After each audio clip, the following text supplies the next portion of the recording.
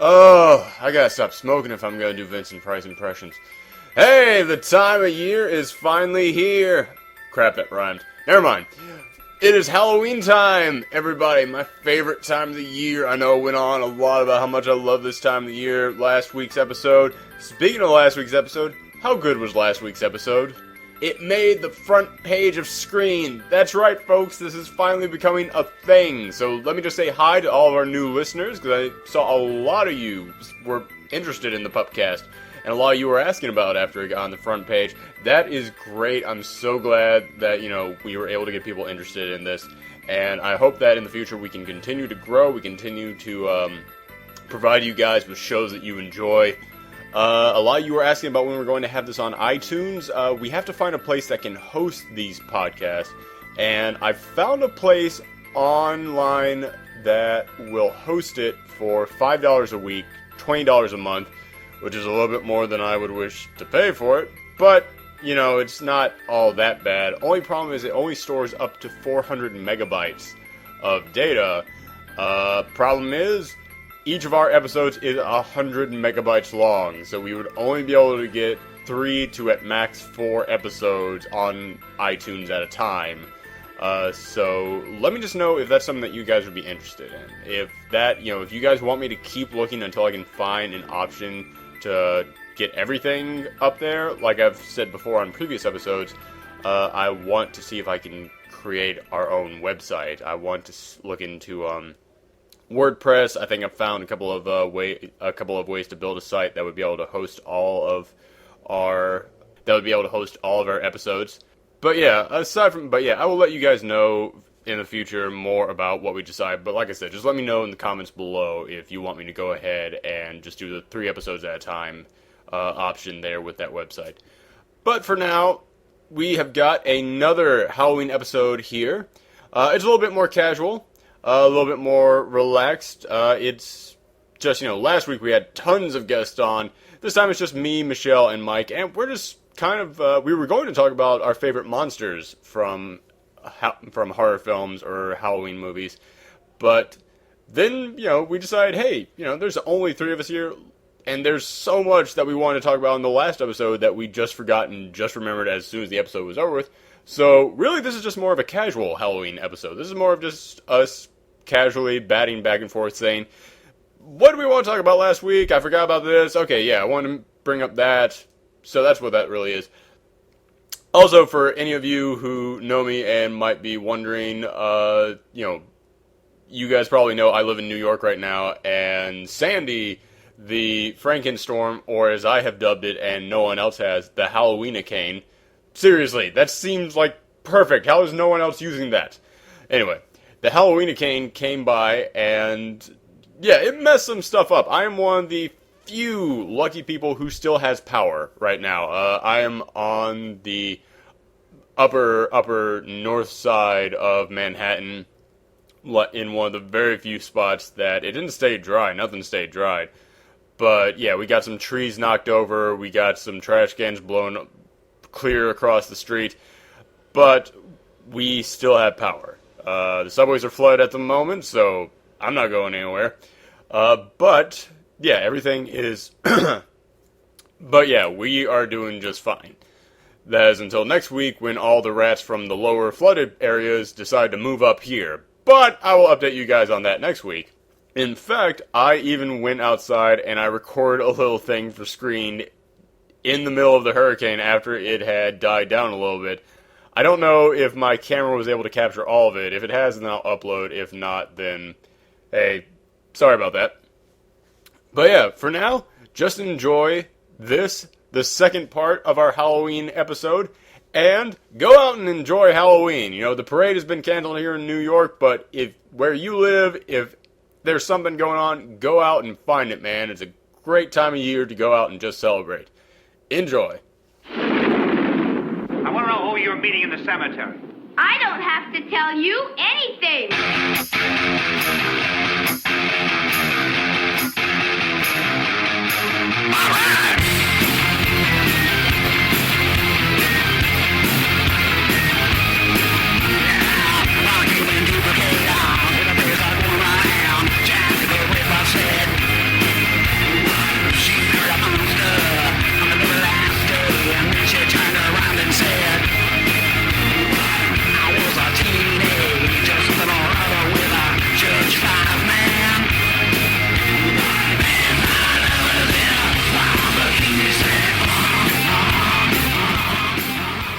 Last week's episode was like a Halloween party.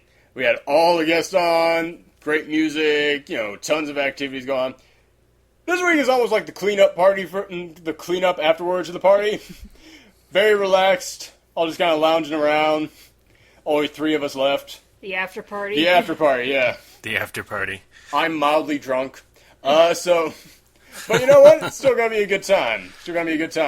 Hi there, I'm Aaron. Got Michelle to my left. Hello. We've got Mike on Skype. Hey. Hey, coming back. So, last week was our big Halloween episode. Fantastic. I think that was one of my favorite episodes that we've done. This week, we're also going to be talking about Halloween. We were going to talk about our favorite movie monsters. But, you know what? I figure there's only 3 of us. We'll just have a little bit more of a relaxed chat about horror films, movie monsters, just anything that we might not have talked about last week. Because I don't know about you guys, but like the moment that we stopped recording, I suddenly just went, God damn it. I did not talk about this. I can't believe that I didn't talk about Twilight Zone. This is going to sound weird, but the real Ghostbusters cartoon from when I was a kid. That's like the perfect thing when you're a kid to watch. When you were a kid from my generation to watch around Halloween. It's not really something you watch, but the Goosebumps books. The Goosebumps books, yeah, excellent. Oh, did you watch the TV series they made not that really into? as much, no. But yeah, I did read the books. That was the first time that I ever had my little hipster movie moment with the Goosebumps things, because I read those books so much when I was a kid, and they scared the crap out of me. They really did. There's still things from those books that when I think back to them, I went, "Cripes!" That they still kind of give me nightmares. The creepiest one that I ever read was the Cuckoo Clock of Doom. It was about this kid who turns a cuckoo clock's head around, and so each day when he goes to bed, he wakes up and he's now younger, and it's like he's going back in time, and at the end he was just a baby, and I was like, that's gotta be the creepiest thing ever. You have to stop this thing, but nobody can help you, because to them they don't understand you, and they think you're just, a little kid. That creeped the hell out of me. But I remember watching those when they came on TV, and I was so oh, this is going to be fantastic. It's going to be just as good as the books. And then I watched it and went, this is bullshit compared to the books. This is nothing. Yeah, it's with the books, you leave everything up to your imagination. So that's what makes it, a lot more scary. It's when you see it on TV, it's that's not really what I had in mind. It's not quite as scary as I thought it was going to be, It's that, and it was also the first time I learned about budget, because I was oh, this, They couldn't hire real actors for this. Okay. Nope. TV budgets. Yeah. All right, but let's see.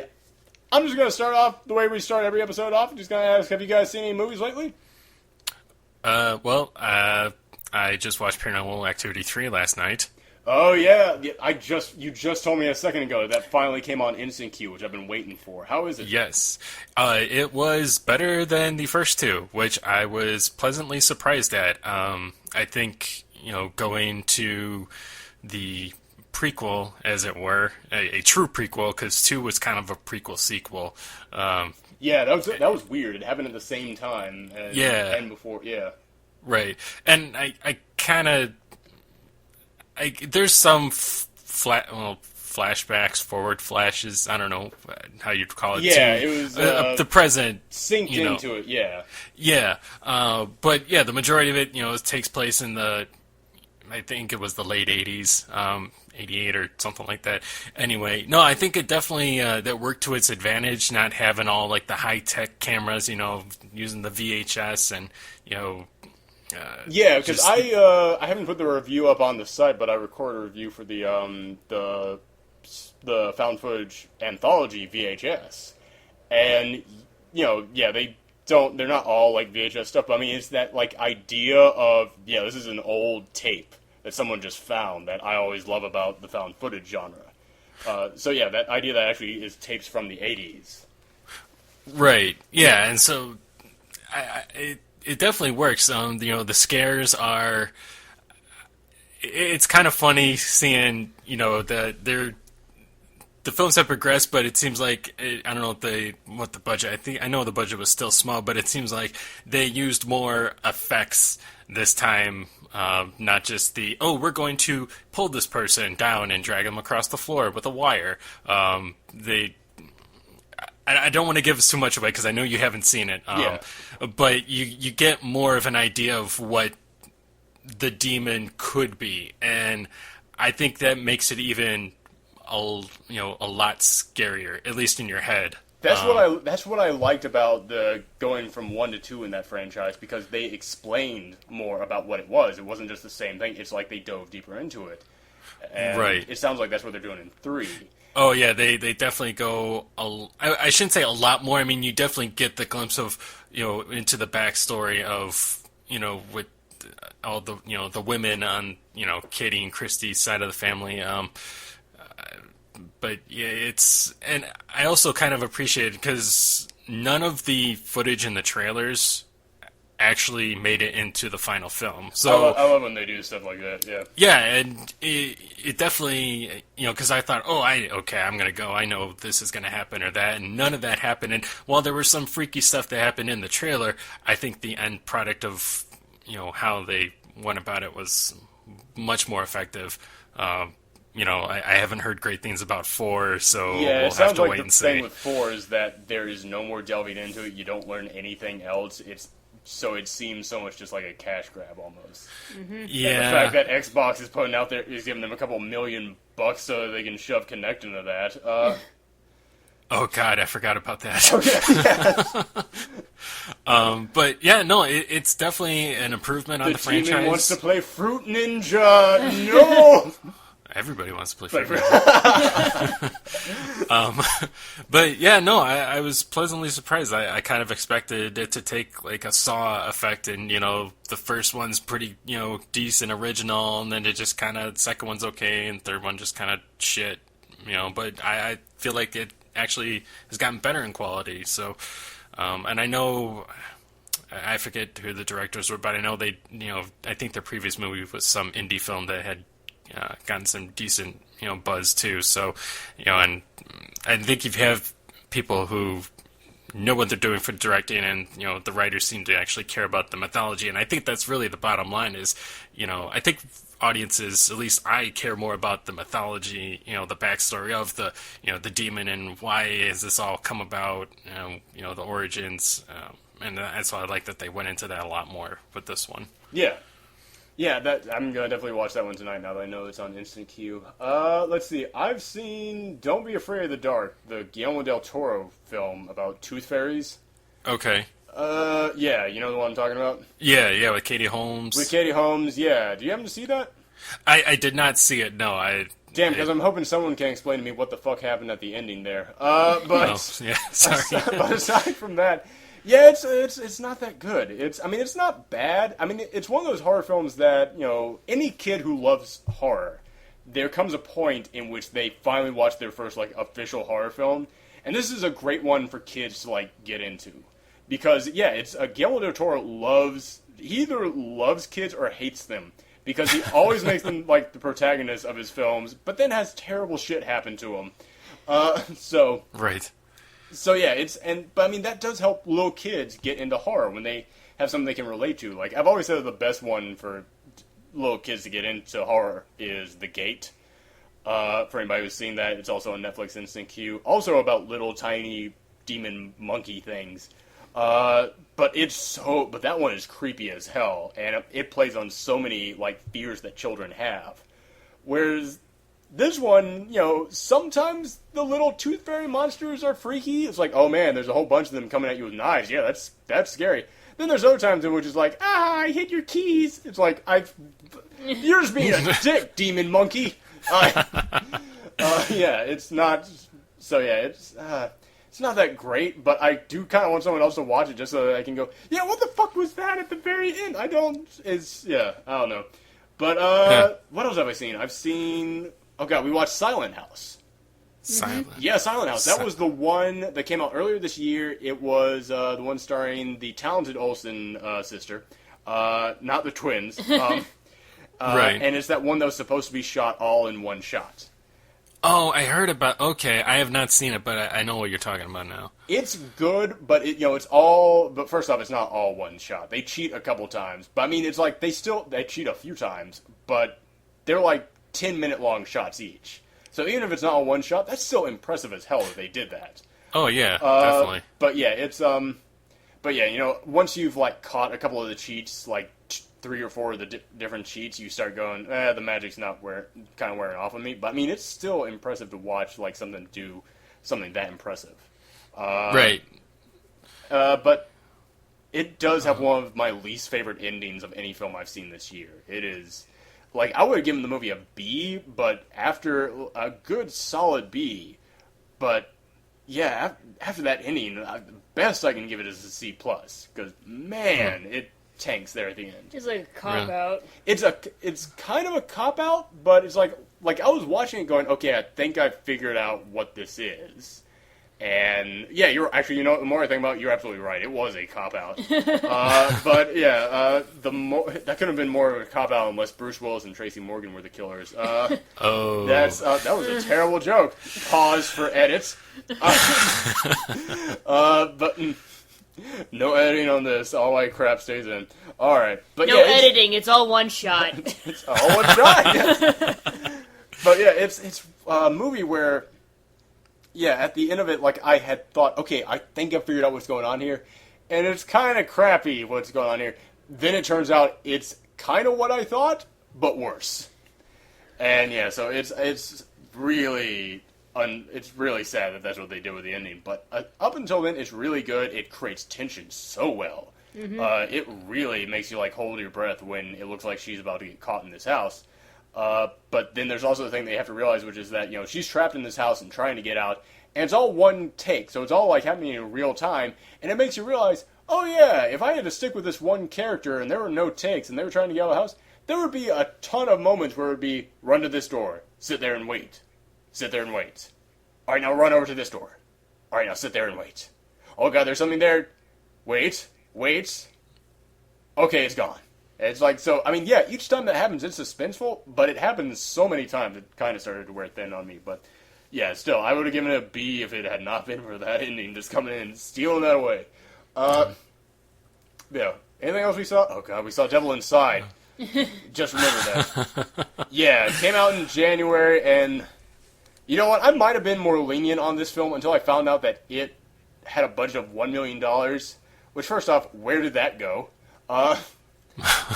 There's some guy walking around Hollywood with $950,000 in his pocket right now. Nice. But then it made $100 million, and that's the point in which I just went, God damn it, people! I will never get you. I will never get you, film audiences. But yeah, it's another devil possession film. It's all found footage. Oh God, but it just makes no sense. I'm going to spoil a part of it right now because there's no reason you should do this, but I didn't realize it until later, but there's a moment where the devil jumps out of this person, goes into a priest, and the priest doesn't realize it. The priest is just acting weird. And the priest goes in to perform a baptism, and he starts drowning the baby in the holy water. Except that it's like everybody like just stood there and waited for like 5 seconds, like, I'm sure the baby's fine, before they decided to tackle the priest. Yeah, this is perfectly normal. Perfectly normal baptism. Right. I'm pretty sure you're not supposed to put the whole head underwater. I'm not sure you're supposed to put the entire baby underwater. I'm Episcopalian. I've never been to a Catholic church. Is this what happens? I don't want to interfere. Yeah. I don't want to seem like I'm just not understanding their religion. As a Catholic, I can assure you that does not happen. Right, yeah, that definitely does not. But no, it wasn't until after I'd watched it that suddenly I realized, wait a minute! The priest, even though the demon is in the priest goes into the church with the demon, touches the Bible, says holy verses, sticks his hands in holy water, and nothing happens. The film is disobeying its own rules for this whole segment. That's how lazy this film is. In fact, you pointed out to me something that I had to rewind to see, is that there's a moment in which there's blood splattered across a room, and there's a blood stain gets put on the lens cap, on the camera lens, and then it's just gone. And I don't mean it cuts to something else. I don't mean it cuts to another angle and then cuts back. I mean, blood splatter gets on the camera, it's filming, still all one shot, bloodstain gone, still one shot. And, like, here's the thing, it's like, the camera, like the person with the camera, like runs into the room after they hear screaming, and they zoom in on on like a dead person covered in blood, and that is how the blood stain got on. It's like, I didn't even think about that till yes, right it's now. like there was no blood splatter. They just showed someone covered in blood and just magically happened to appear on the lens. It's like, and then it magically disappeared. And the more I think about that, the more it just shows how lazy this movie is. Because, do you know how lazy you have to be to, in Final Cut Pro...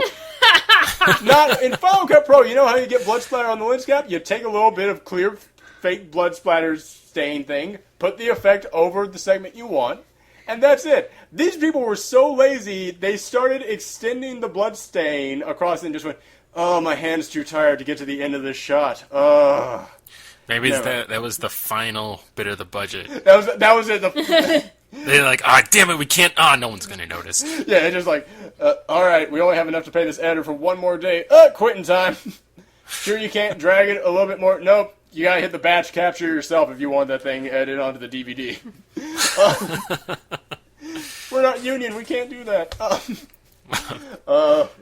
Yeah, but fuck that movie. That at the end of the year, we were going to do our best of and worst of 2012 list.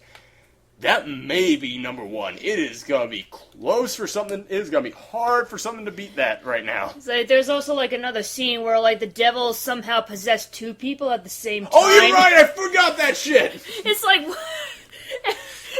The devil splits off. I forgot that. It's a Horcrux. It's like, yes. What? Harry Potter joke. Yeah. No, I This is the greatest Harry Potter prequel I've ever seen. Wait, so the devil is... Yeah, it's possessing two folks at the same time. Oh my god, fuck that movie. And it doesn't even have an ending. It just ends by saying, to find out what happens after this, go to this website.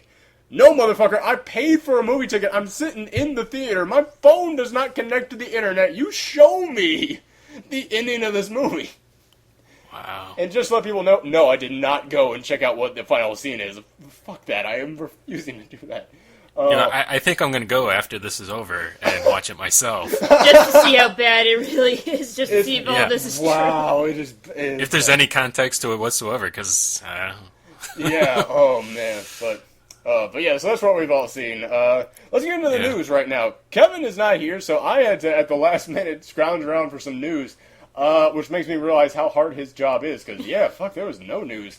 All the news this week was, well, Mark Wahlberg is not going to be in Transformers. That was in discussion at some point. What? Mary Elizabeth Winstead is not going to be in Captain America 2. I didn't know that was so your news is no news. Alright, but yeah, so there's two pieces of news that I did find interesting. One is that David Fincher wants Brad Pitt for a 20,000 Leagues Under the Sea movie. Brad Pitt, I don't know, but David Fincher doing 20,000 Leagues Under the Sea, I would pay to see that. I'm just really skeptical about remakes. Well, it's one of those, it's like, is it a remake or is it based on the book? Because it's like, if it's based on the book, then I don't have a problem. But yeah, if they're trying to recapture the classic 20,000 Leagues Under the Sea, then I don't know, but... Alright, we'll see what happens. Yeah. Another mention, Brad Pitt, sure, he's a good-looking guy, but he's a good-looking guy who can act. Yes. Yeah, he's got talent. Captain Nemo. Oh, yeah, who's he going to be? I have no idea who he wants him to be, but I can't imagine being Captain Nemo, because David Fincher seems to me like a guy... Can you just, click on let me check that. But yeah, David Fincher is a guy who seems to me like he would want to be as true to the book as possible, and Captain Nemo, not a white guy, so... I don't know who he would be, but let's see. He would play Ned, which was originally played by Kirk Douglas in the original film. So, all right, interesting. But yeah, the other piece of news, there's a James Brown biopic in the works, which I like James Brown. So, but yeah, Tate Taylor wants to who did. Let's see. Okay, so Tate Taylor, who directed The Help, wants to direct the James Brown biopic. And okay. Yeah, The Help took me by surprise. I was expecting to just be meh on that film, but I ended up really enjoying it. Aside from the fact that Taylor, maybe not him, but the writer of this film certainly had an obsession with poop. There is so much poop talk in that movie, and I don't think there was a whole lot of poop involved in James Brown's life, but yeah. Unless you're just sitting on her like, ow! James Brown toilet party. Oh. Saturday Night Live joke, kids. Look that up. Let's see. So did they say who's going to play James No, Brown? there's no or talk potentially? of that yet. It's only in the, like, they're just, like, buying the rights to it now. Oh, okay. But yeah, so I'm very interested in it.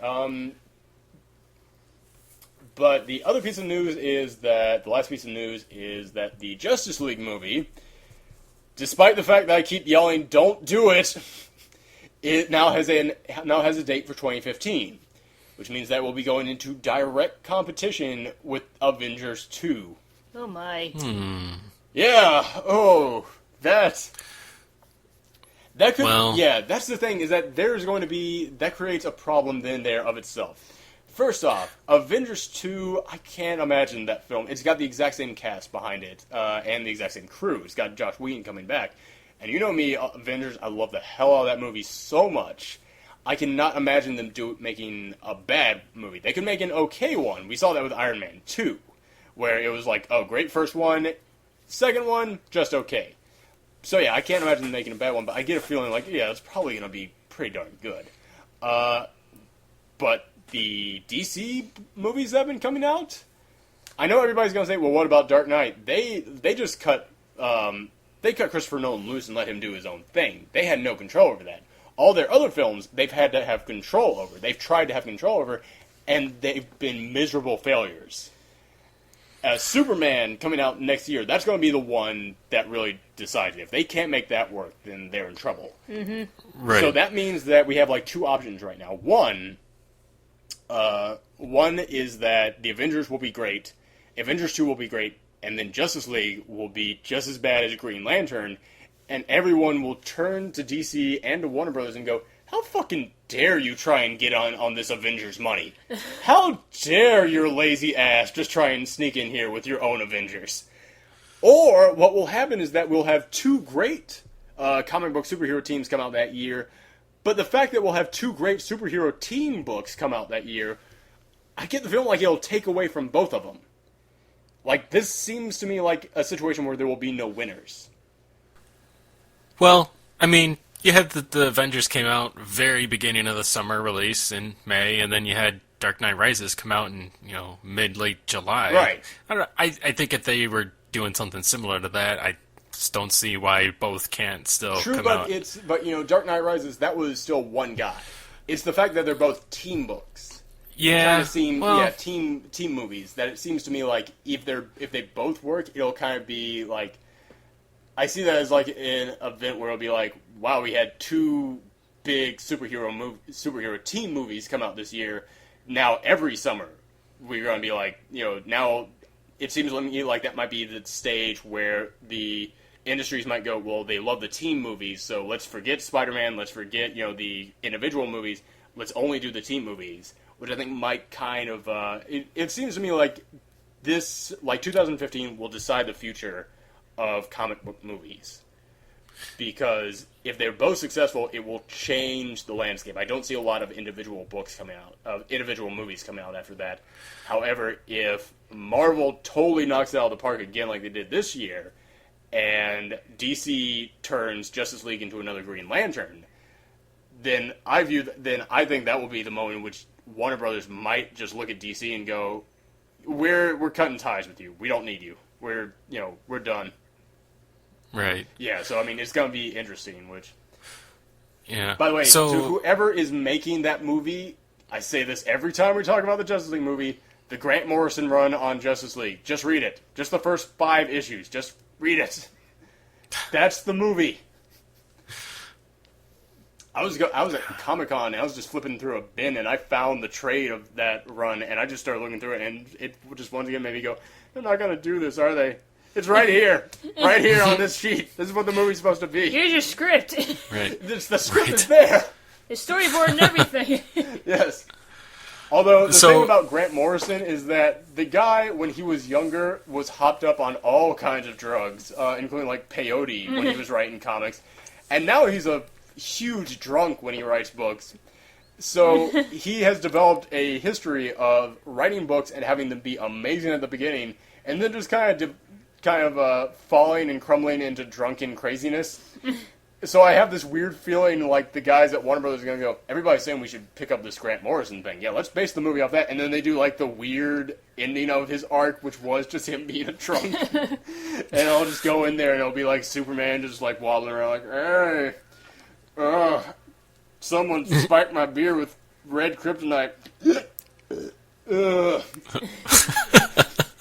Batman just wondering it. My parents are dead. I'm going to go and create a third Robin now. Pick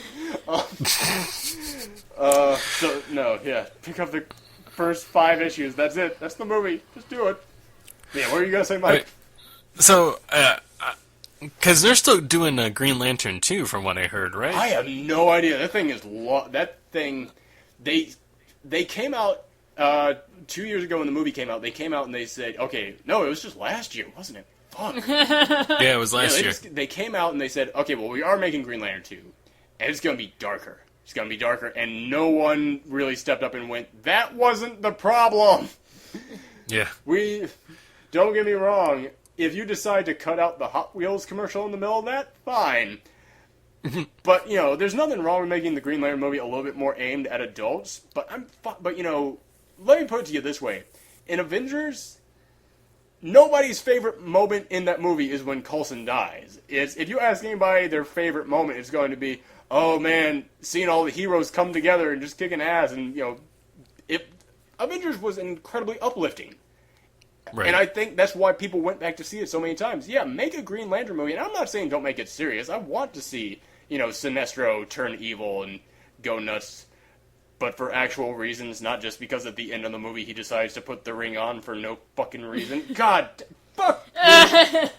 Green Lantern is like one of my main comics that I read. I love the hell out of the Green Lantern comics. And, fuck them for that movie. But anyway, sorry. God, it's still just in my mouth every time I start. I can taste that movie every time I start talking about it. So I'm kind of wondering if they're going to get Ryan Reynolds to, play Hal Jordan, and I guess Henry Cavill is playing Superman. Yeah. And so who are they? I know they keep talking about doing a Wonder Woman movie. Is that going to happen before this? Because I'm kind of thinking... there have been so many problems with the Wonder Woman. Because it was almost a TV show on ABC, right, which was going to be Ally McBeal, because they decided instead of her, they wanted to make her a lawyer, which... makes me think they read the She-Hulk comics by accident when they were doing their research. I don't know. But yeah, there have been so many problems. And that's a weird thing about the DC movies, is that when Marvel comes out and says, hey man, Guardians of the Galaxy 2013, Guardians of the Galaxy 2013. It is that, well, actually it's 2014, my bad. But yeah, Guardians of the Galaxy 2014. Iron Man 3 coming out next year. Iron Man 3 is coming out next year. DC, it's, hey man, we're making a Wonder Woman movie, a Flash movie, Green Lantern 2. It's like, okay, when's that happening? It's happening. Eventually. We have a concept art pick here. That's some napkin. Yeah, I don't know. I think a Justice League movie could work. I kind of do. Also, I mean, don't get me wrong, it could totally work. Just not how they're doing it. Yeah. Avengers, I've said this many times before, but Avengers, you had to introduce each of those characters. You had to introduce people to Captain America, to Thor, to Iron Man. But when it comes to the Justice League movie, you just need to hit the ground running on that one. We know Superman. We know Batman. We know Wonder Woman. We know Flash. The only character nobody knew was Green Lantern, and now, sadly, they do know him. The animated series was good. The animated series was good, yeah. That's the thing, is that I was working at the movie theater when the Green Lantern film came out, and I swear to you, there actually were kids coming out of the Green Lantern movie going, "Why isn't Green Lantern black? Like, they were actually wondering that. Aww. And I was like, good question. It's like, yeah, I would be cool with Jon Stewart being the Green Lantern. There's been 4 Green Lanterns. No, there's now 5. And none of them have been women. Good job, DC. You should be thankful that one of them is black. Yeah. Oh god, yeah, they just created a new Green Lantern who is Simon Baz, I think his name is, and he is Arab American. And they said, well, he's going to be... And, like, I was reading an interview in which they said, you know what, we're going to make a character that defies the Arab stereotypes. And I picked up the first issue of him, and on the first issue, he has the Green Lantern suit on, but he's still holding a normal gun and pointing at the picture. And he's a car robber who is suspected of being a terrorist. I was like, I'm not... And, like, the guy who's writing it, Jeff Jones, who is the guy who made Green Lantern cool... He came out and he said, listen, I'm part Arabic, so I know how to write a character like this. I've met Jeff Jones. That's the whitest motherfucker I was going to say. But yeah, so, I don't know. Which, you know what, maybe they'll put Simon Baz in there. They're trying to make him the new main Green Lantern, which is good on them. But yeah, that's the great thing about Green Lantern. Hal Jordan failed. You still got 4 others now you can go to. Right. Maybe not Kyle Rayner, because the only person who could play Kyle Rayner is Ryan Reynolds. So, anyway. Oops. Aaron's Comic Book Corner. Okay. Anyway, this is not a comic book podcast. Yeah. So that was all I had for the news. We could make a new segment. Yes. Maybe. That's the thing. There's a bit of comic book news that comes up every single week. I almost wanted to talk about the fact that Crossbones is now going to be in the new Captain America 2, but I was like, nobody else on this panel is going to know who that is. So... forget it. Although we could talk about, who played the Red Skull? Yeah, never mind. Crap. Yeah. No, because I know that because this week he Smith, also went on a massive rant about how I don't want to be in Captain America 2. I think those films are stupid. I view it as, an insult to what I've done. I don't want any part of it anymore. And all I could keep thinking was, dude, nobody even asked you to be in the sequel. You just came out and like preemptively said, you know what, I don't want to be in it. I was like, okay, that's cool. Because I'm not a fan of those movies. Alright, they're not for everybody. In fact, I find them stupid. Okay. In fact, you know what, it was kind of disgraceful having to do that. And it's like, dude, nobody's talking to you! Like, it was one of those where he just would not shut the fuck up. It's one of those where he would just not shut up once he started the rant, and I was like, okay, now you're just becoming an ass. But yeah, let's go into trailer talk, because we actually have 2 trailers to talk about this time. They both came out, like, one right after the other. First off, we're going to start off with Iron Man 3, and both these films had teasers for the actual trailer come out, which is just stupid. I mean, if you want to put out a press release that says, hey, look out for this day, because that's when we're putting out the trailer, fine, but, I don't know. It reminds me of when, like, the new Star Wars films were coming out, and they would say, okay, tune in to Fox at this time during this show, and we'll show a little trailer for it. Not a fan, but... But yeah, what do you guys think of Iron Man 3? Better than 2. Yes. Yeah. Or at least I'm hoping. I'm hoping it's not like all a bunch of hype, and it just turns out to be mediocre. Yeah, I'm going so back and forth on it, because first off, yeah, it looks so much more serious than the last one. Which the last one was so much just improv. I mean, literally improv, because they started filming when they had no script, because they wanted to get done in time for Avengers. Whereas with this one, they have a lot more freedom. And it's Shane Black, who did Kiss Kiss Bang Bang, which I love so much. That movie's so good. Also wrote Lethal Weapon, so... Nice. Yeah. So I'm looking forward to it, and yeah, this is taking such a more serious turn from the looks of it. I just hope it's not, like, too serious or anything. Yeah, cause we need Robert Downey Jr. being Iron Man. Exactly, so... We need him to call Thor Point Blank. We need something like that. But, yeah, and the armor, I'll just say this. I really disliked the new armor when I first saw it.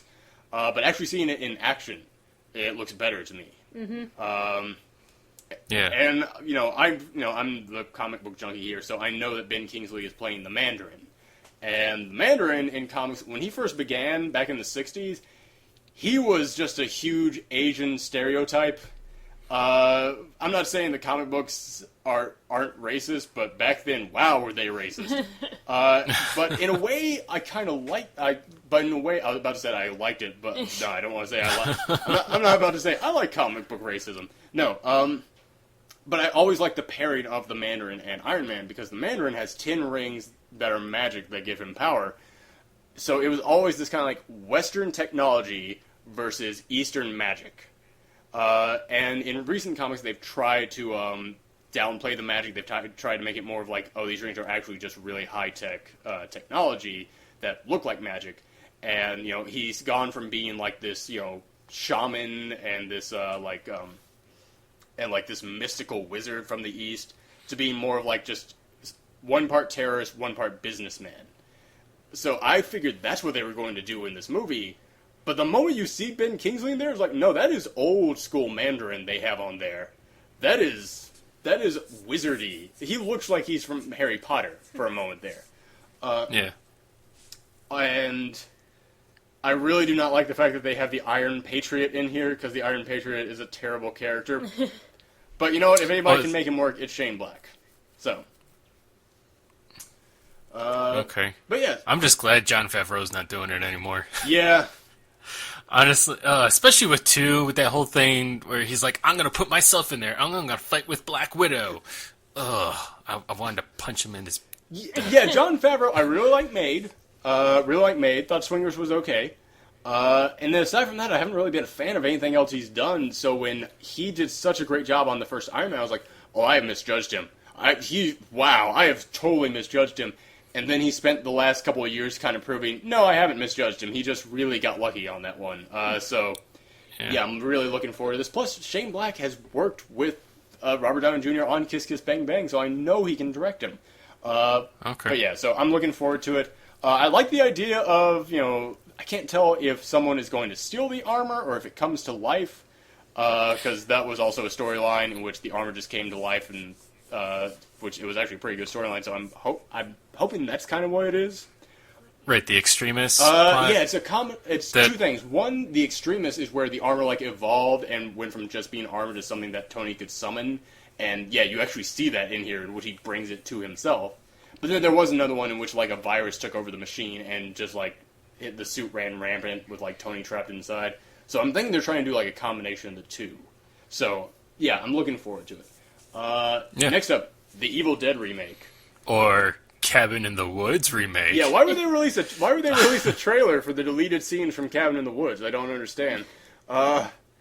They did that? No, I'm saying that's what. I'm like, oh god. It's actually a prequel to Cabin in the Woods. Oh, why are we not watching that? Show me that clip. Oh man, how pissed must Sam Raimi be at Josh Whedon? It's like, I can just picture them meeting at a party. It's like, dude, what the fuck? You knew we were trying to do a remake, but you just steal the mic and then drop it right in front of us. You just had to do it. Yeah. Which, you know me, I'm a huge fan of Evil Dead. I've talked about that numerous times on the podcast. This film, I'm 50-50 on, because it's like they're keeping a lot of stuff from the original, but changing a lot, and to me it's one of those things where it's like you need to change all of it. You need to have it be, kids go up to a cabin in the woods, find the Necronomicon, summon this evil, that's it. But then it seems like they're bringing so much back from it. They've changed like who the characters are. Like there's some hippie nerd guy there who deciphers it, but then at the same time there's another guy there who so clearly is supposed to be Ash.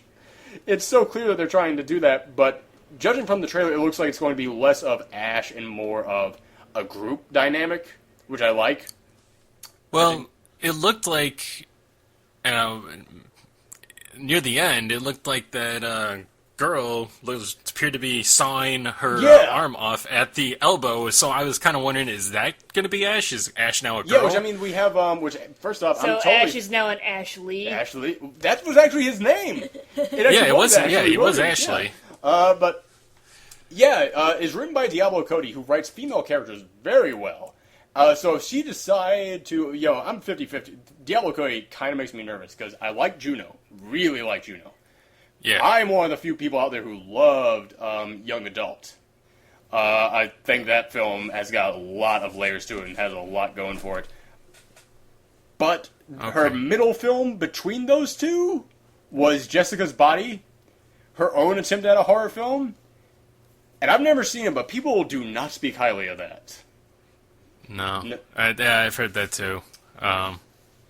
So Diablo Cody makes me 50-50 on this because, she could either knock this out of the park or really screw it up. But, yeah, you're right. If they decide to make the protagonist and the hero of this female, Diablo Cody is someone I would trust with that, because I think that she writes female characters very well.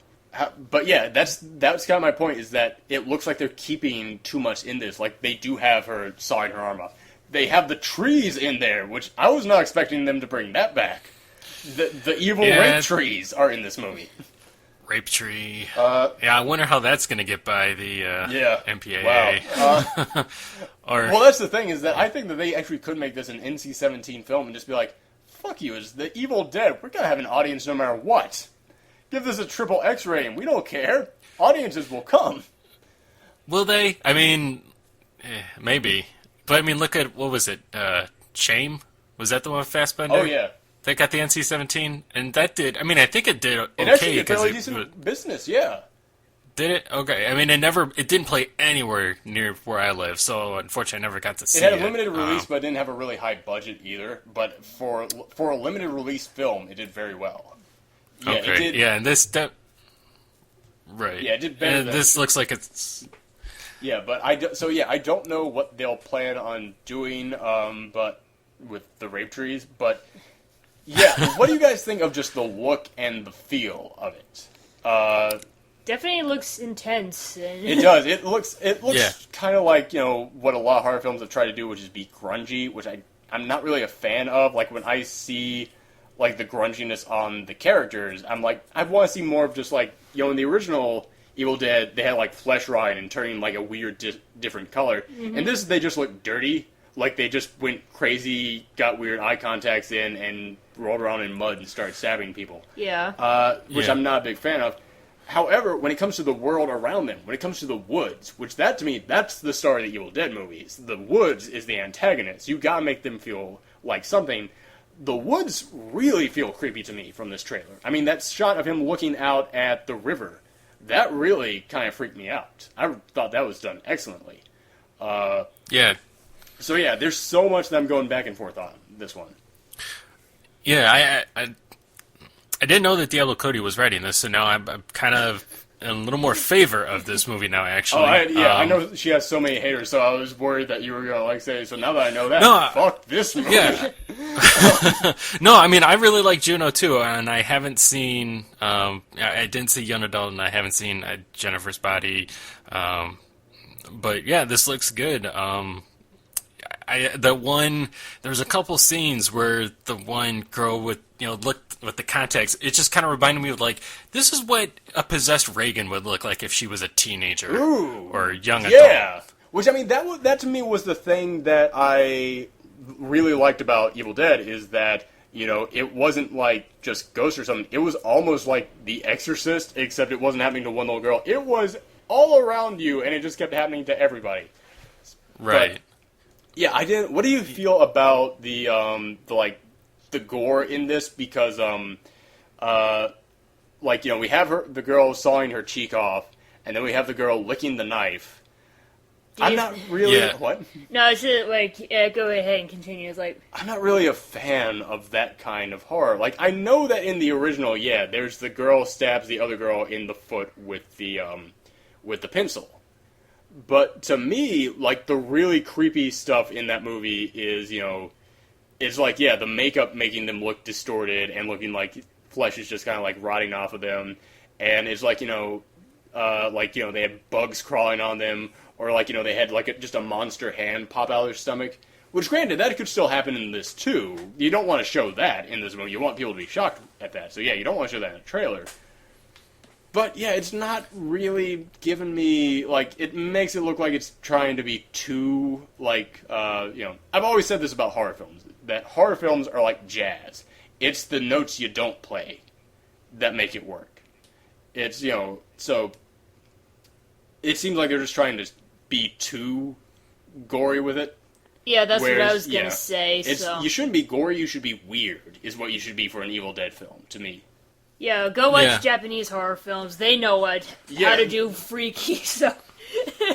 Yeah, I mean, like, take... But they also, they're a fair amount of gore, Yeah, too. They that's are, right. but, like, if you take, like, the film Audition, which, yeah, that was just a torture porn film, is what that was. It was a girl torturing a guy throughout the entire movie. However, the creepiest moment of that entire movie is the girl just sitting there looking at the phone all that time, and then all of a sudden, after days of sitting there, this bag behind her just moves.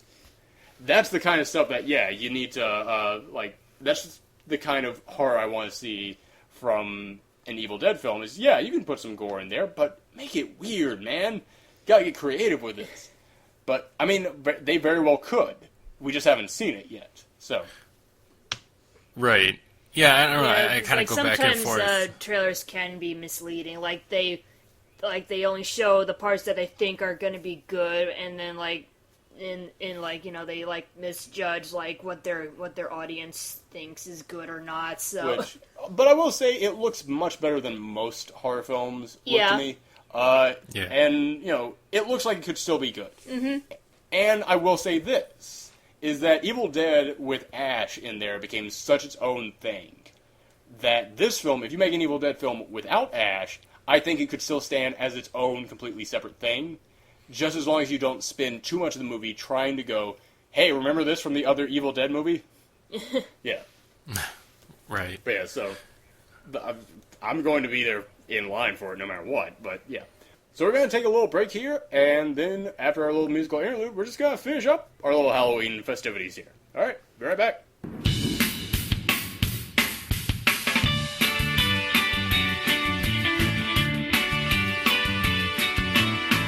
We're all jammed in the car, and we're going really far.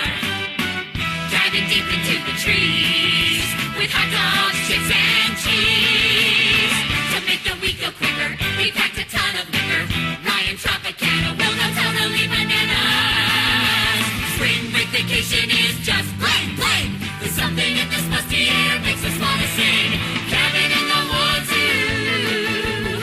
Cabin in the woods, yeah. We're 5 college students on our way to an old abandoned cabin in the woods. Oh yeah!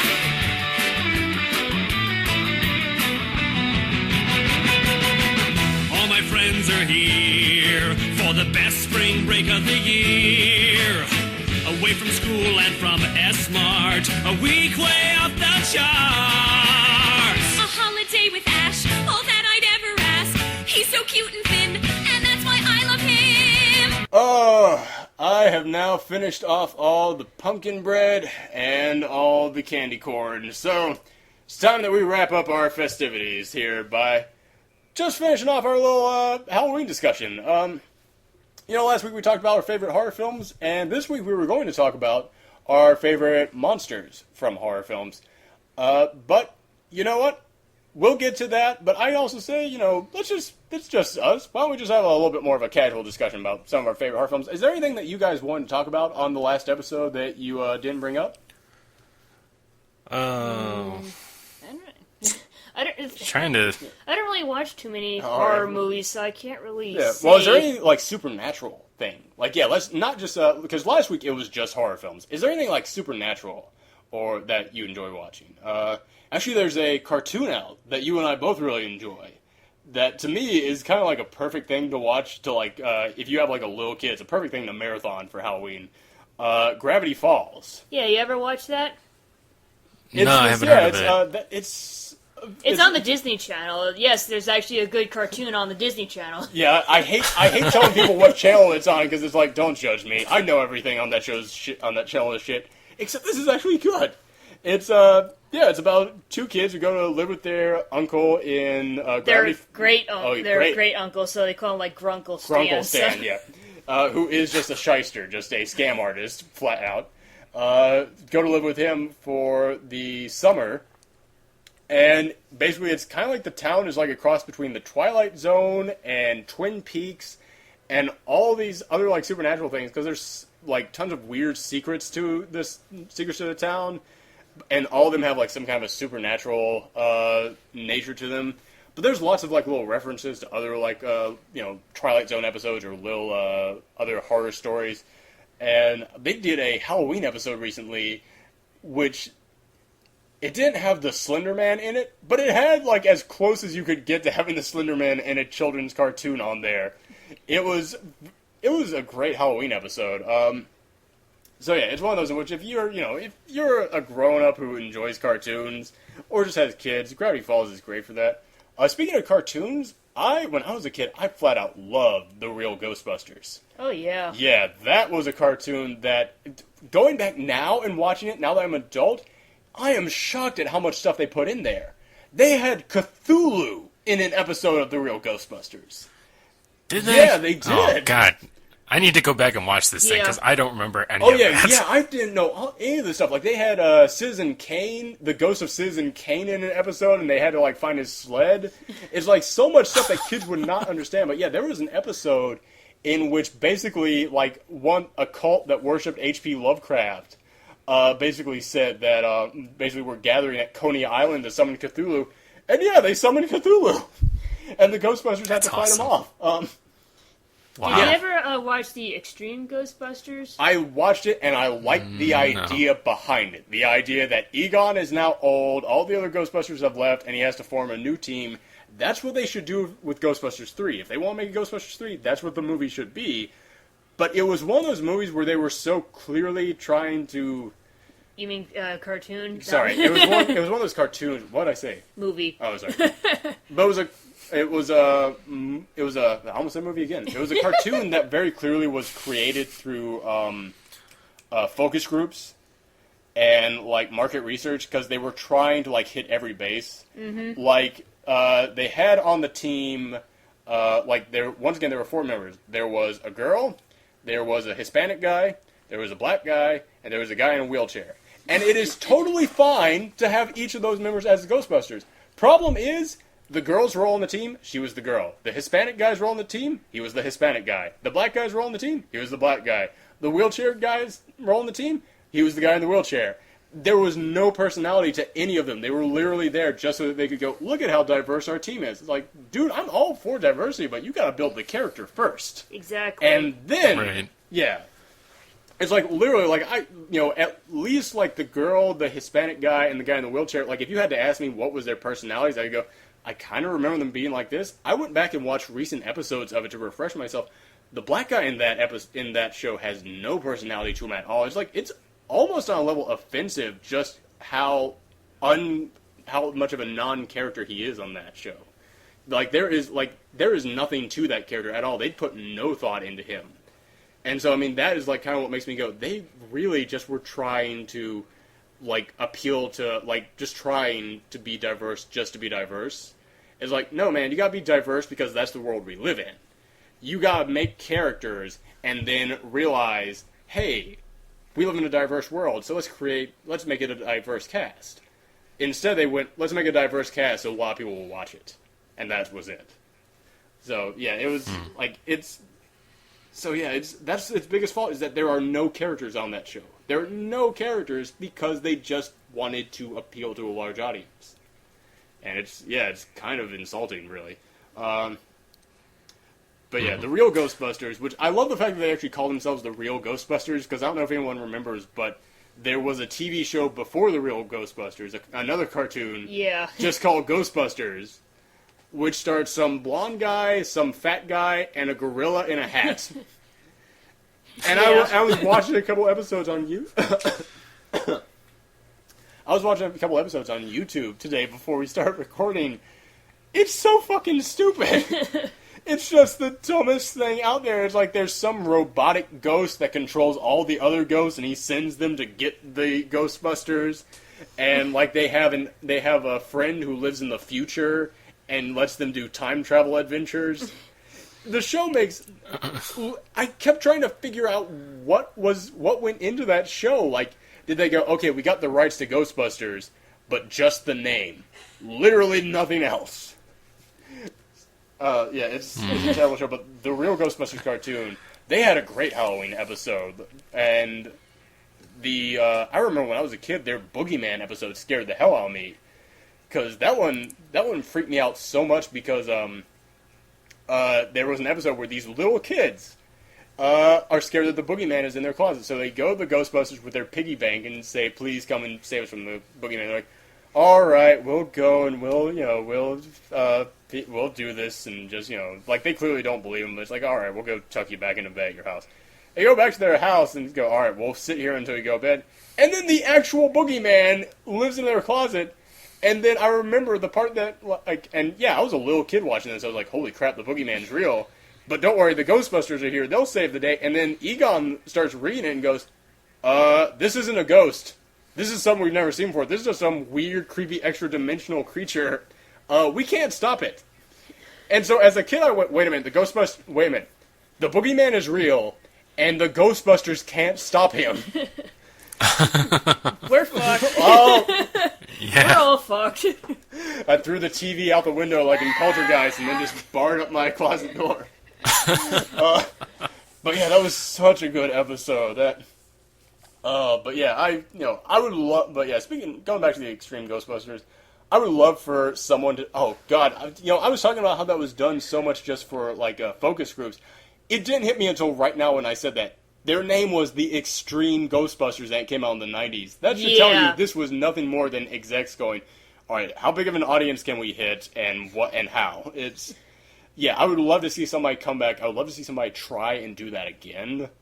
But, you can't do it that way. It's, you know what?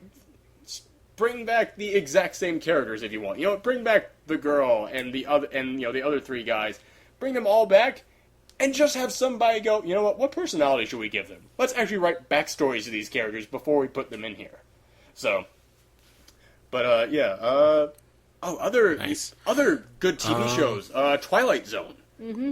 Twilight Zone is a great show to marathon. Because I know Sci-Fi Channel reruns it every single year.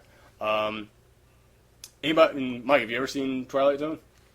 The original? Yeah. Twilight Zone? Maybe an episode here and there, not a whole lot. That's one of those ones in which, once you've seen a certain number of episodes, once you've seen, the good episodes, because there are some episodes from back then. Yeah, There are so many episodes from back then, actually, that were all, fear robots and don't judge other people.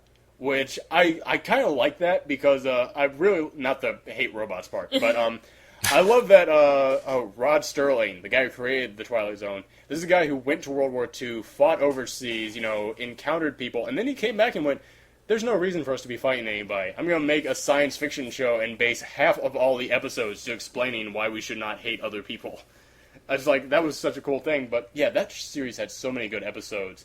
I'm trying to think of some of my favorite, the one with, the guy who, Burgess Meredith. Burgess Meredith was in 6 episodes of The Twilight Zone. But there's one where he was playing a banker who just wanted to read, just wanted some time alone to read, and then there's an atomic bomb when he drops, destroys everybody, but he survives because he was in the bank vault.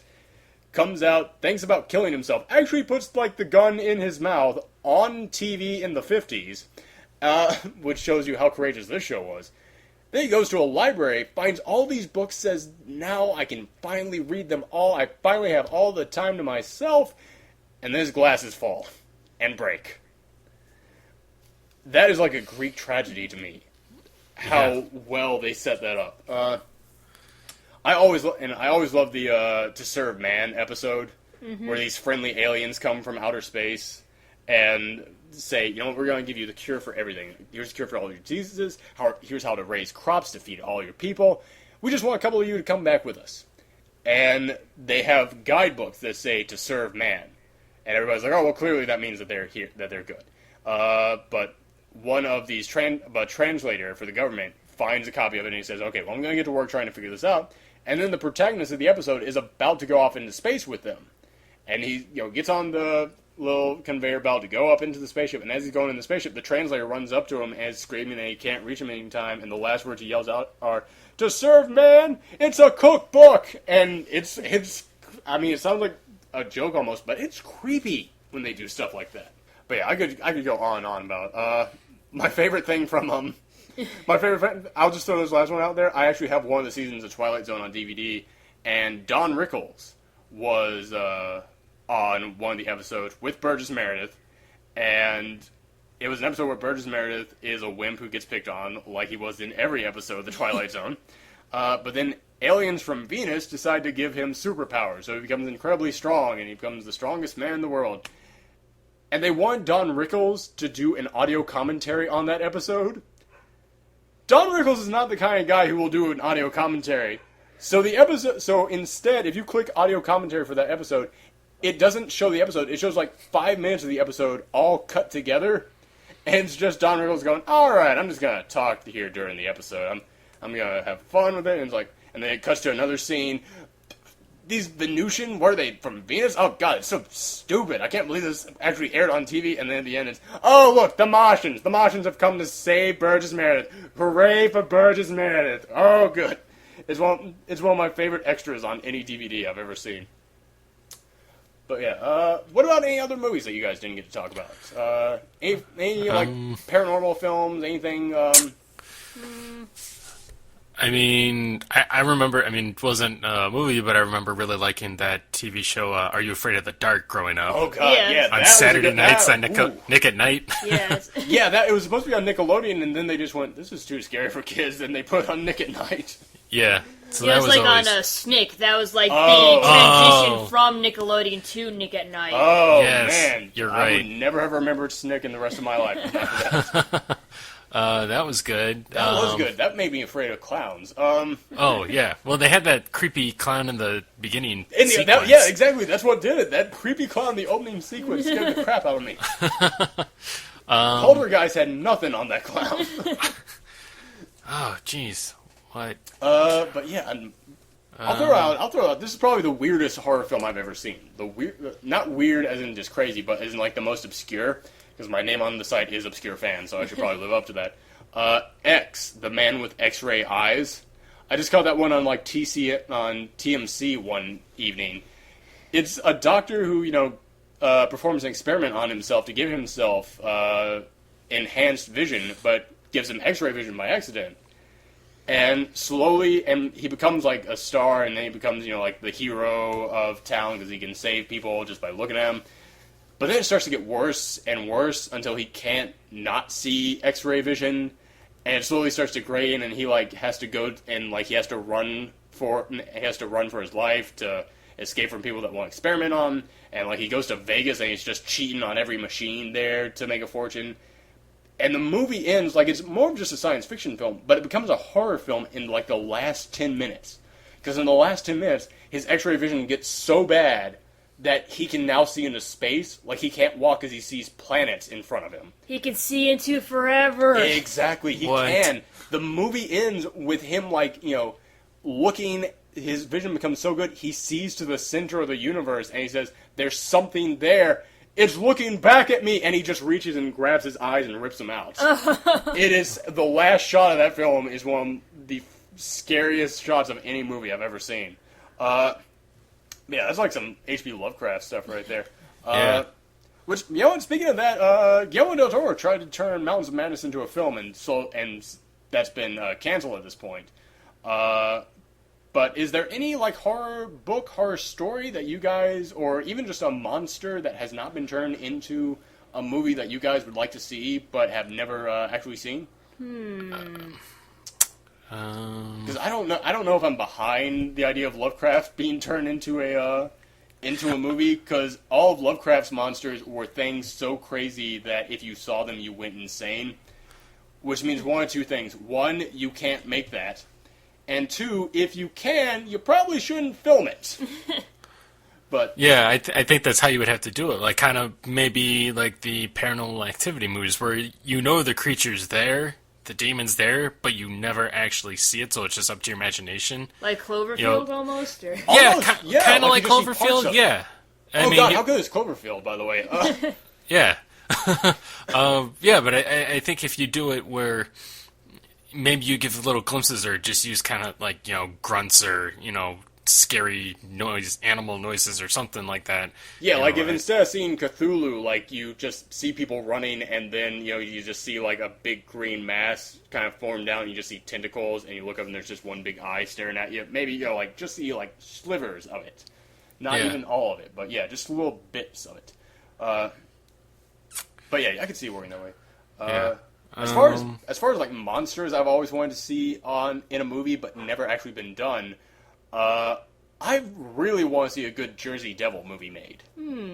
Because I was never like really that interested in the Jersey Devil until I read a statistic which said that more people have actually reported seeing the Jersey Devil than have reported seeing Bigfoot and the Loch Ness Monster combined.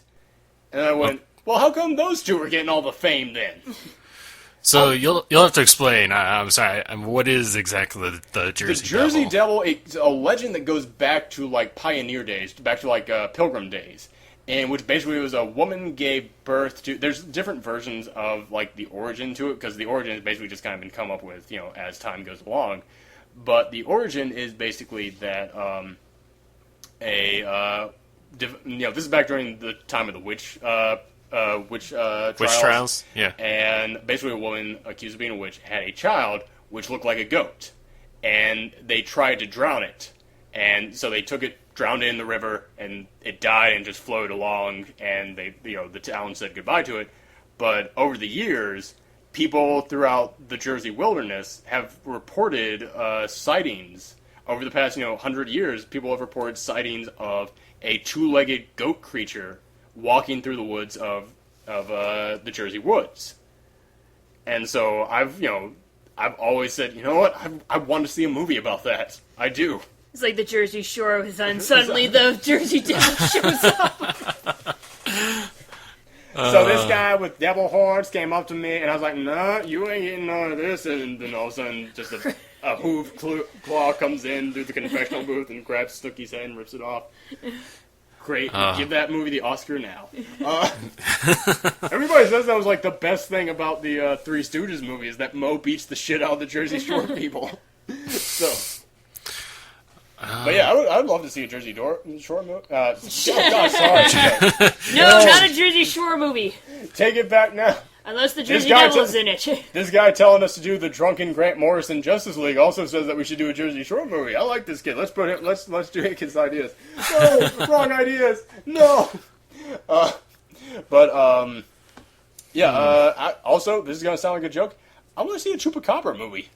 No, why not? I kind of think there's one. Well, I think there's one. There's I think one it on was the Sci-Fi Channel, I know. Right. I think like Chupacabra is like known as the goat eater, and like the Jersey Devil is like a goat man. I didn't even put that together. So maybe you can have like Chupacabra versus the Jersey Devil, and that would.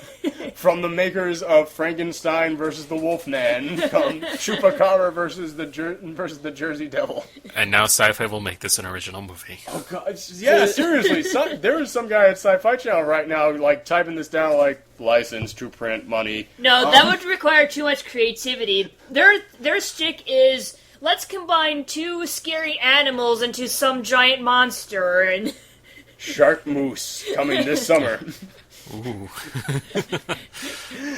It's like I'd like to see some monsters from like mythology, like maybe like Japanese myths or like Japanese had creepy ass monsters. Yes, I know. They Japan's been fucked up for a long time. Or like some monsters from like Celtic mythology or something like that, or it's like some sort of like something like from a myth that like you never see in movies before, because like everyone like knows about like the seven deadly sins from like Christian Christian religion and all that. So I was like, why don't we try something different? Why don't we try like a different religion or a different mythology? I think that'd be really cool, because there's a lot of interesting and creepy and weird shit out there. That there's like books and books of Japanese monsters, and I mean like they're the thickest books on monsters I've ever seen. The problem with this is Joss Whedon already screwed this up for everybody. Here's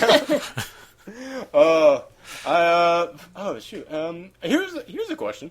I brought this up a little bit on a previous episode, on the Doctor Who episode. What do you guys feel about the idea of making a Slender Man movie? I don't know. It's like it seems kind of Blair Witch-esque. A little bit, yeah. But also, it's like that idea that one of the reasons Slender Man is so scary is because you know nothing about him. He's just that guy in the far background of the pictures. if you made a Slender Man movie, you'd have to like actually start explaining stuff about him. You know, it's like, what if like the Slender Man movie was just like these kids who found out about the Slender Man meme online, and they go out and see if it's real, and then one by one they get like picked off or something. And I think that's. I think that could be a great short. Like like I know Marble Hornets already did a series of Slender Man shorts, but like to make like a 20-minute long movie about these kids and like one by one they just disappear. Like like I don't know. I could see a Slender Man movie working in the right circumstances, but have to be done right. Yeah, it's just the thing is like so much can go wrong that I don't know if we should like even risk turning it into a movie. It's like we should just like leave it as it is. Yeah, I agree with you on that. All right, well, let's get into like existing monsters because we did want to talk about that. Does anyone have a favorite monster from film or television? I like werewolves. You like werewolves? Yes. I've always had a soft spot for werewolves myself. Trying to think, I may have to go with Cloverfield. Like, we just brought that up, but, I mean, that's easily my favorite giant monster. But it was just that idea of, you don't know anything about it, you slowly build in your mind, and, that to me is, I kind of had problems with the monster in Super 8, because they just hit it till the very end, and it's like, dude, you've been hiding this for 2 years. Like, the teaser trailer for this came out 2 years. That was my time of not knowing what this looks like. But with Cloverfield, they slowly, they showed you the arm, and they showed you part of the face. They showed you the chest. So slowly, you formed it in your mind. You start putting the puzzle pieces together. Yeah, so I really dug that about it. What about you, Mike? Man. I mean, not necessarily vampires, but, just the various versions of Dracula that have been out there have always been kind of interesting. Mm-hmm. Do you have, a favorite of them? Or? Nosferatu, I think, is pretty good. I also think Gary Oldman's Dracula, that Francis Ford Coppola did back in the night, that was pretty decent one. Nothing that comes to mind really recently. Vampires have not been on the hottest of streaks lately. No. Well, that depends on who you talk to. Yeah, we're just gonna ignore Twilight. But it's not necessarily a great movie, but I kind of always liked the creature from The Relic. The Relic. Oh, It was from the mid to late 90s. It had Tom Sizemore in it and Penelope Ann Miller. It was based on that, those two guys. I know that I've seen Douglas Preston and, I forget, Lee Childs or something like that. I know that I've seen this, but I'm so just drawing a blank. I cannot remember it for the life of me. But I keep trying to think of it, but I keep picturing The Descent in my head instead. Which I know is a totally different film. Right. But, it was kind of like the guy, I forget, it was a botanist or something, was on some expedition in the Amazon or something, and, he met this tribe, that no one knew about, and basically he kind of mutated, with a bunch of different animals, like part beetle, part, and so it kind of just looked like this massive, nasty-looking thing. It had, giant mandibles that like to decapitate people or cut them in half. So that was always neat, and that was kind of the same thing. You kind of started seeing just little bits of the creature. Like, you'd start seeing just like a paw or, a glimpse of just the, the tusks from, the face, and then, eventually when you see the whole thing, and that was when they were still, it was part CGI, but also part practical effects, because I think that was one of Stan Winston's creatures. That was a pretty interesting one that stood out. The movie itself, not too great, but I thought the creature was pretty interesting. Speaking of just the creature, that's one that I've always enjoyed, the creature from the Black Lagoon. That's one that I'm shocked, out of all those old Universal monsters, it's still famous, but it's only been in 4 movies, and it was in its original one, it was in Return to the Black Lagoon, and then it was in Monster Squad. Actually, that was it. It was. Oh no, I remember what the 4th one was. It was in Creature of the Black Lagoon, Return to the Black Lagoon, Abbott and Costello meet the creature from the Black Lagoon, and then Monster Squad. Huh.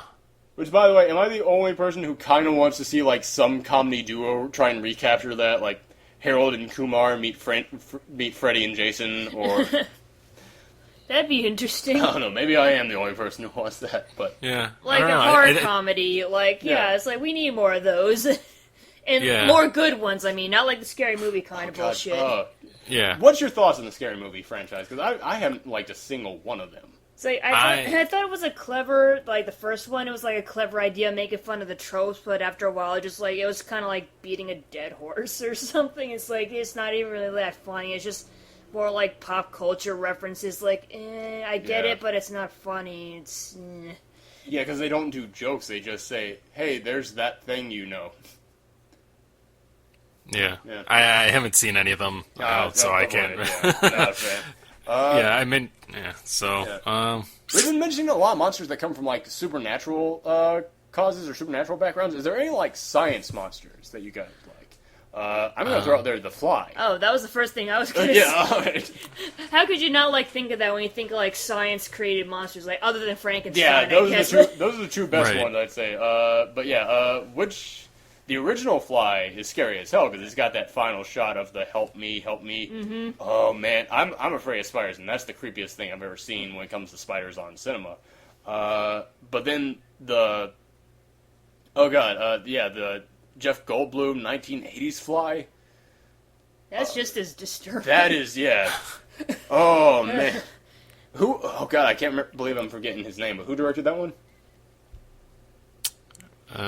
Cosmopolis, crazy guy.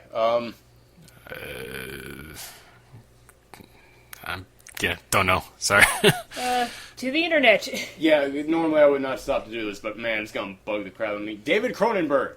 You said bug, and we're talking about The Fly. Nah. But yeah, David Cronenberg. That one, that drips of David Cronenberg in that film. But that movie, I just remember there at the end when he transforms fully into the Fly, and he just grabs the gun and points it at his own head. Oh man, that is Like, and the practical effects are amazing. Oh, they're amazing in that movie. It's like, this was made when, and they were able to pull that off. I say this every time it comes up. Practical effects, homie. That is the answer to almost everything. Granted, I don't want to see Lord of the Rings done with a ton of practical effects, but if you're just doing a monster film, practical effects work so much more than they don't. Although there isn't one that I can think of, and it applies to science-created monsters as well, that I really enjoyed, Splice. And that wasn't practical effects. That was special effects, and it actually, they worked. I didn't see Splice. How was it? It's good, although I don't know how I feel about Adrian Brody having sex with the 6-week-old monster. Yeah, that's... It's a weird... It's like, I don't really consider it more... I honestly don't think of it as a horror movie, but like someone's like darkest fetishes, like made reality, because... Oh, you mean so like the writer just brought that script and they went, wow, this is going to be a great horror film. Right. Horror film. Great. That's what I was going for. But, let's see. Any other type of monsters that we haven't really talked about? Because we talked about, like, the paranormal kind of monster. Then we talked about, like, the science-created ones. What other kind of monsters There's the giant monsters, which I brought up Cloverfield. But, we can't not talk about, like, Godzilla, King Kong, all of those guys. Anybody have a favorite Godzilla-style monster? Because when you look back at the history of Godzilla, he fought 1,000 different giant things. I always was a fan of King Ghidorah myself, the 3-headed golden dragon from space. I like Mothra, but I think moths are cool, so that's kind of why. Yeah. I remember when I was a kid, my parents and I didn't really share anything in common, except that they loved the hell out of the Godzilla films. And I never got to see any of them because, they didn't make any when I was a kid, except for that awful Matthew Broderick one. So I just picked their brains about that stuff at all times. And, like, they were fans of, like, Rodan, Mothra, all of those ones. Have you seen Godzilla 2000? Wait, was that the one where Godzilla fights the American Godzilla? Maybe it was. Oh, it wasn't. No, that wasn't it. That was Godzilla Destroy All Monsters. Yeah, the Godzilla 2000, which was Japan attempting to reboot Godzilla. Right. That one was pretty. I don't know. People have told me that was pretty good. Yeah, the ending's pretty hilarious. Hilariously kind of bad, but you'll have to see it. Right. It's Mother Monsters though. I mean, I guess do we even go to Jurassic Park? I mean, I know it's not really horror. You know what? That is horror. Yeah, you have a little the scene with the raptors in the kitchen. Yeah, it's I was like you brought up like paranormal monsters and like science-made monsters. Like I was about to ask if like prehistoric or primitive monsters would count too. I said that count. Yeah, so like if there was like a giant beast like trapped in an iceberg and they thawed it out and it like came back to life and started like killing people, you think that would make like an interesting movie or like? It sounds to me like it has to have been like the plot of like at least one of those guys. I know, but it's because it's like it's like so obvious, but like still, it's like. Oh god, Sci-Fi Channel actually made a woolly mammoth movie. Now that I think about it, of course, Sci-Fi Channel did it. All right, never mind then. Lake Placid. I love Lake Placid. That's one of those movies that I went in going, this is gonna suck, and then I walked out going, holy crap, that was actually good. Yeah. God, I feel like there's another one that was kind of like a backwoodsy with a monster. Anaconda? I hold a soft spot for Anaconda in my head, because I watched that when I was a kid, and I liked it, but, I know if I went back and watched it now, I'd hate it, but yeah, Anaconda's a good example. That's a good question. Like, we were thinking, like, just, big monsters, but just any big-sized normal creature. So, like a normal-sized creature that's been, like jacked up on steroids. Because they've like done that super ultra moms, like beasts. They've done that with everything. They did that with ants and It. They did that with spiders. Spiders. They've done it a couple of times. They did it with rabbits once. They did it with rabbits. Yeah. I can't remember the name of that one, but yeah, there was a horror film starring giant rabbits. You know what? Speaking of It, John Carpenter's The Thing. Right. That is a great horror film, and once again, practical effects. That film would not have worked as well with special effects, and we know that because they tried with the prequel. Which the prequel is not as bad as everybody thinks it is, but it's still not that good of a movie.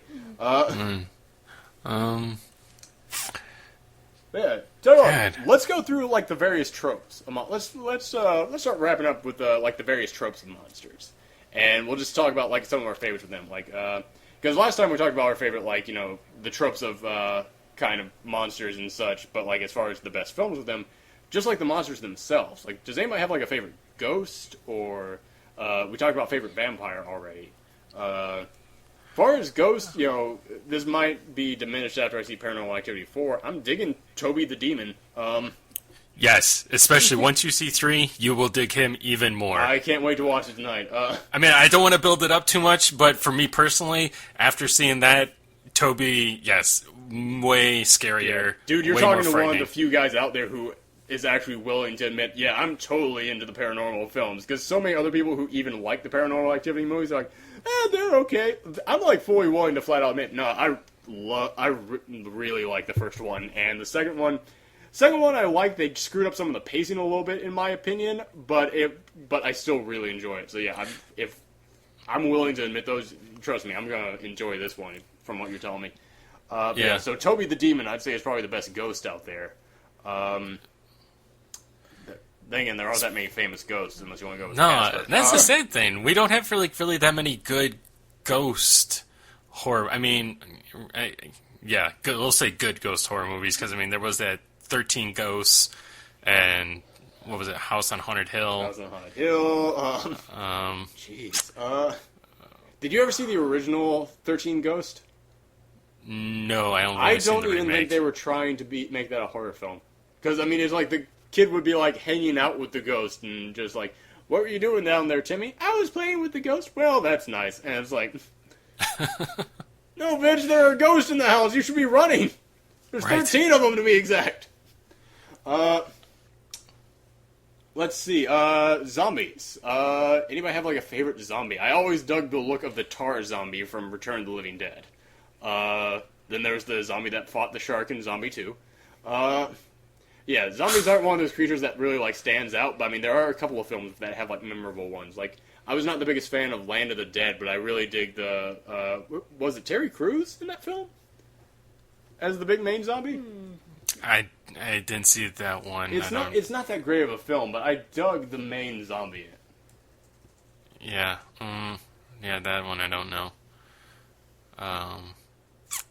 Yeah, zombie. Yeah. It's kind of hard because they're always kind of in a horde. Yeah, exactly. Yeah. Zombies are not individuals. Yeah, zombie by itself is not that big of a threat. So best zombie horde. Yeah. Oh no, Eugene Clark. That was it. Eugene Clark was the main one. But yeah, let's see. Best werewolf. Best werewolf. Oh shit. And you've got I talked Benicio del about. Toro. What was that? You got Benicio del Toro's werewolf. Yeah. Or Wolfman, I guess. I like the special effects on that, but it's just an okay movie. I think. I don't know. Yeah.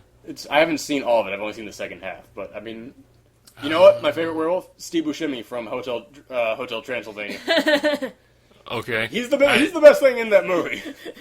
Oh, and it's not that good. Oh no, it actually is. Like if you're a fan of cartoons, it is good. But I mean, it's like we both give it like a B+ because it's just kind of it's not a meal, but it's like a piece of cake. But it's a good piece of cake. So, I mean, like if you're a fan of cartoons, like if you love Dexter's Lab and all the other cartoons that Genndy Tartakovsky did. Yeah. I totally recommend it. And also, Adam Sandler's actually fairly decent in it. Like, you watch that, and it reminds you, oh, right, Adam Sandler is a guy who spent the first 10 years of his career just doing voices. So I didn't even know he was in that. Yeah, he's Dracula. Don't let that okay. ruin it for you. But I was going to say, but okay. I'll take your word for if it. it comes on Netflix Instant Queue, then yeah, check it out. Because I found it enjoyable. But let's see. I got one. Favorite alien. Alien. Well, The Xenomorph Yeah, is there's- up there. Xenomorph is there. I like Predator, too. Oh, yeah, Predator. As long as those two don't start fighting each other. You know what? Any of the aliens from Men in Black? Oh, yeah. They were good. They were that- good aliens in that. I really love the design of that first alien that you see in that first movie. It kind of pissed me off. They killed him right away. But you know what? The Blob that came from outer space too, Oh, yeah. and that creeped the hell out of me when I was a kid. This thing that just can't be stopped, and it just keeps growing. Like I will kid you not, when I was a kid and I first found out about the Blob, I actually started like forming plans in case the Blob was real. Like, what would I do to survive the Blob? And like, I was like, okay, lock myself in a giant refrigerator. Not realizing I'd die that way eventually. But yeah, I was like, okay, he's afraid of the cold. Let's see. How about, I got one. Just favorite, favorite thing that is undefined. It's not paranormal, it's not science, it has, like, no backstory to it. I would go with, and this is going to be a weird one throughout, I would go with the Creeper from Jeepers Creepers. Okay. I'm not a fan of those movies, but I like the idea behind it. Like, I would love to see someone do that thing right.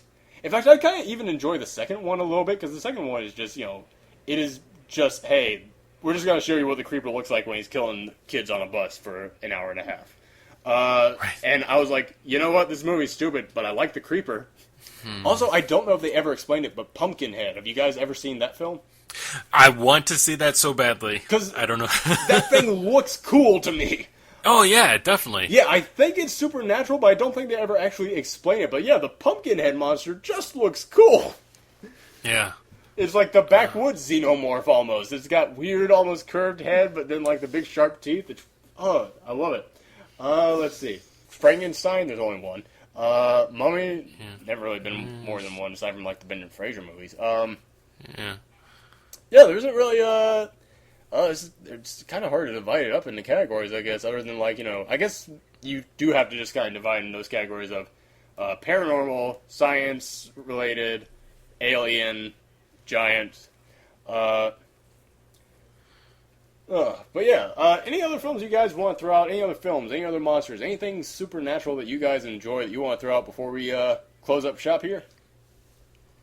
I feel like I'm gonna remember something. Yeah, I know. That's exactly what happened to me after the last podcast. I just went, God. Wait, like, what about psychological monsters? Oh, you know what? I can't believe it. We have not even talked about A, psychological monsters, or B, just like psycho killer things. Yeah, just crazy people. Yeah, just crazy who just people. Want to kill everybody. That's the other category we did not talk about. Yeah, Yeah, we were so caught up in like non-human monsters that we'd forgotten that humans can be monsters, and some of them are the scariest kinds of monsters. Yeah, excellent point. Yeah, what would be your favorite of just like any of those killer things? Like, Jason, Freddy, Michael Myers, any of those guys? Yeah, I mean, Michael Myers is interesting. I've only seen the first Friday the 13th film, so, I mean, Jason wasn't even in that. No, it wasn't even Jason, but, yeah, that one just kind of bored me, honestly. Honestly, same thing happened to me. I was bored by that first one. I haven't seen any of the Nightmare on Elm Street. I remember that I saw Jason X, and that was one of the only few other Jason films I watched, and man, fuck Jason X. I really... Like, that was one of the first times that I ever spent money knowing a movie was going to be bad. Like, I went, you know what, I've had a hard week at school, I'm tired, I just want to go and see a space monster killer guy slashing up people in space. And I went, this is the dumbest fucking thing I have ever seen. There's only one moment in that entire film that's actually enjoyable. It's when, to try and trap Jason, they put him in a virtual reality chamber. And he goes in there, and the virtual reality chamber turns to Camp Crystal Lake. And there's two girls in bikinis there going, hey, Jason, want to come party with us in our sleeping bags? And then it cuts to the kids as they're trying to figure out what to do with Jason. And then it comes back to Jason. Jason is holding one of the girls in the sleeping bag, beating the other girl in the sleeping bag, and you just hear the girls going, ouch, ouch, ouch, ouch, ouch, ouch. That was the only good part of that whole movie. Wow. Anybody a fan of the Saw films? I liked the first one. It was, again, something new, fresh for the horror genre. The second one was okay. After the third one, I was like, okay, now this is just like, how many ways can we just show people being tortured? Yeah. Kind of, that's how the Final Destination movies went with me. Mm-hmm. It's except that with that one, I thought the second one was actually way better than the first one. So I saw the first Final Destination movie, and like the next day I had to take a plane. So I was why? Like, what the? That is a terrible plane. I wasn't thinking through. What else? I have you seen the right? Have you seen any of the Hostel movies? I have not. No. Yeah, I watched the first two because I think there's only three, and yeah, it was. Again, it's something interesting, but really more just like, how gross can we get? And I can handle that stuff to a degree, but especially like the second one was just basically like, torture porn, like, because it was just all women being, Ew. horribly mutilated, and, yeah, it was just kind of nasty. It's like we kind of talked about before, like jokingly with what was it, the Splice movie? It's like, that you kind of get the feeling watching some of these movies that they're not trying to create horror, they're just trying to please themselves with it. Yeah, that's and I'm partially ashamed to say this, but I have seen both Human Centipede movies. I was just about to ask about that. So, oh, Jesus. And the first one was bad enough. I mean, at the very least, you had some decency, I guess we'll say, just because you had to turn into a story. Well, and not even so much the story, but the actual process of the crazy fucked up doctor trying to create the human centipede. He's very meticulous. He tries to make things work. So it's still fucked up and nasty, but at the very least, okay, I can sort of stomach this. Two, it's just you have a guy who's just completely fucking insane, and he just, wants it for his sick pleasure, and it's way worse. And black and white did not help. It's all in black and white? Yeah, the second one is all in black and white. And thank God, because there are just some scenes there when he's creating the human centipede, and he's like, okay, and he wants people to see how the, oh God, I don't know if I want to get into this or not. Just... Should we censor this part out during the editing? So they're like... Maybe, I don't know. I mean, hey, have you seen either of them? I have not. I know, Michelle, you tried to watch the first one. Yeah. But they took it off of YouTube before you could finish it. Okay, so... how basically, like, the whole part is, the first one, he, the ass to mouth, the one long intestine through the whole, every, 3. So, in the second one, it's just this, crazy fucked up guy working in a London parking garage who, he has, a scrapbook of everything from the human centipede, and he watches it on repeat at his job. And so when he wants to create his human centipede, he just uses whatever tools he can. So he's using, a hammer to knock people's teeth out. And, granted, they're not even passed out, or he doesn't drug them, or give them any sedative. He just kind of, I'm going to tie you up, and then I'm just going to take a hammer and beat your teeth in. And it's, oh, God, it's just so fucking disgusting. I've never felt so bad for actors and actresses as from hearing about those human centipede movies. Right, and it's the worst part is that so he creates his human centipede, and it's, by far way worse because he doesn't have the proper tools to be doing this. And so when he's trying to get people to, the main person to eat, so everybody else, it just... He has to give them, oh crap, what is it? I try to block this from my memory sometimes. If this guy is working in a parking garage, how does he have the cash to make this happen? It's because I can't imagine it'd be that expensive from what you're describing.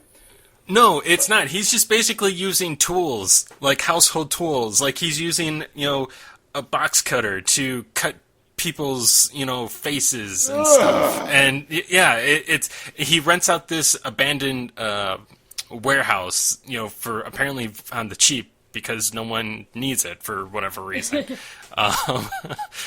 But yeah, just with the oh God, yeah, it's just disgusting. It's nasty. We'll yeah. Don't watch it. I remember when the first one came out, I didn't see it, but everybody was going, no, man, it's trying to be clever. It's trying to be like a critique, and it's trying to be humorous. And I just went, I don't know, everything you're telling me just makes it sound like this director and writer is just really fucked up, and you guys are just kind of like thinking it's this way.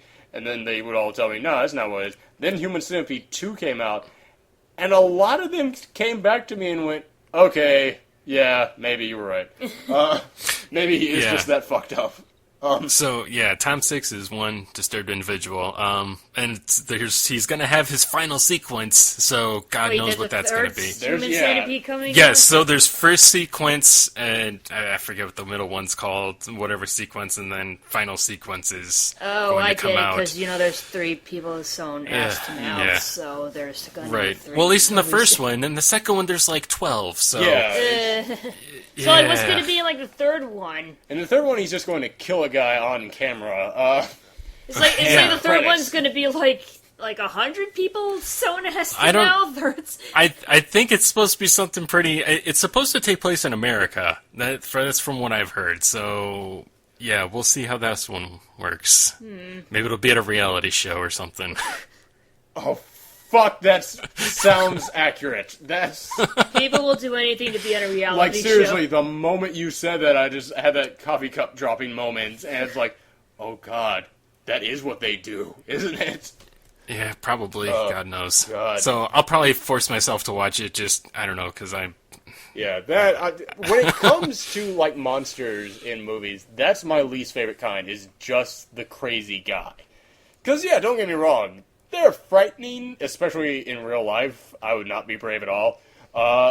But when it comes to a movie and I'm watching it, it's like, it's just a guy with a knife. I could run from that. It's like, you gotta give me something that I can't run from to really freak me out. I can understand that, but, you know, it's like, I guess I kind of feel like the opposite, like, you know, it's, there are crazy people, there are psychopaths out there who do these sick things, and you don't always know why, and that's, like, the really scary part, the fact that they do exist, not like this monster that came out of some laboratory that'll probably, like, never even be alive or anything, or it's like it's the chance of, like, an experiment that happening like that is, like, slim to none, so... Yeah, like I said, in real life, I would not have that attitude. In real life, I'd be...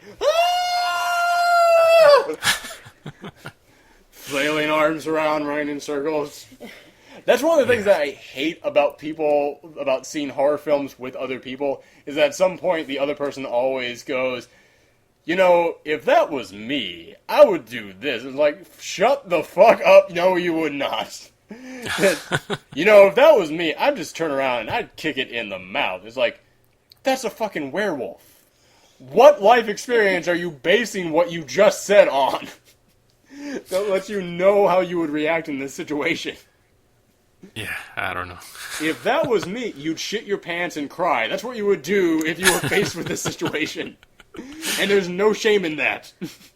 That's how any of us would react to that. Yeah. But yeah, any, you know, we seem to be running out of ideas to talk about. It seems like, you know, I can guarantee we're all going to think of something as soon as we're done talking. But, has anybody got, like, any kind of a monster movie that you would want to see in the future? Like, any kind of, like, resurgence of a monster film, you know, any director you want to see tackle a particular thing, any kind of, like, a project that you would love to see. What would be your ideal monster project that you would love to see in the future? I would like to see either a proper Exorcist prequel that doesn't suck, or even I would even go for a reboot if they handled it properly, but I'd probably have little faith that either of those would happen. Yeah. I would love to see, speaking of reboots, I would love to see the guys who made Wreck reboot the Resident Evil franchise. Because someone needs to remind, and I was talking about the Resident Evil movies, because someone needs to remind those guys, this is a horror video game, right? There's no slow motion women in, you know, skin-tight wetsuits blasting stuff and flying. You know, honestly, if you've seen Rec 2, Rec 2 to me proves that a Resident Evil movie can happen. Because Rec 2, if that just took place in a mansion rather than an apartment complex, that would be Resident Evil. I always like to imagine in Rec 2 that there is a deleted scene where they run into a room and there's just a guy with little blue candles next to him and a purple mask on who just goes, "Welcome." I need camera lens cleaner. What are you buying? What are you selling? What are you selling? Yeah, what else? I mean, they've already rebooted Nightmare on Elm Street and Friday the 13th. I think both those did pretty poorly. Yeah, not very well. By the way, speaking of crazy people, I like the Texas Chainsaw Massacres. I like Leatherface. In the first movie. Not a fan really afterwards, but yeah, I've told this story on the podcast before, but I saw the original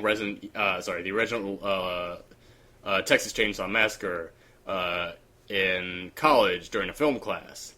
And I was walking out of the film class, and the sun was setting, and so the entire sky had this rich, orange, yellowy, golden hue. And anybody who's seen the movie knows that the very final shot of the movie is Leatherface as the sun is coming up, and it's got that same yellowy, golden hue, just revving up his chainsaw, swinging it around. And I was walking out there going, I guess that movie was okay. I guess it was good. I don't really think it had much effect on me.